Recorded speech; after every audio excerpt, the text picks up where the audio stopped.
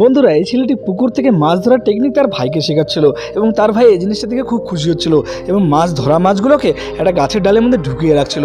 তারপরে তার দাদা একটার পর একটা মাছ ধরেই যাচ্ছিল এবং তার ভাই খুব খুশি হচ্ছিল এবং জলের মধ্যে বাড়ি দিয়ে ওর দাদা একটার পর একটা মাছ ধরে যাচ্ছিল। এই জিনিসটা দেখে ওর ভাই খুব খুশি হচ্ছিল। দেখতে দেখতে তারা অনেকগুলো মাছ ধরে নেয়। তারপর ওর ভাই বলে কি যে দাদা অনেক মাছ ধরা হয়ে গেছে, এবার ঘরে চলো।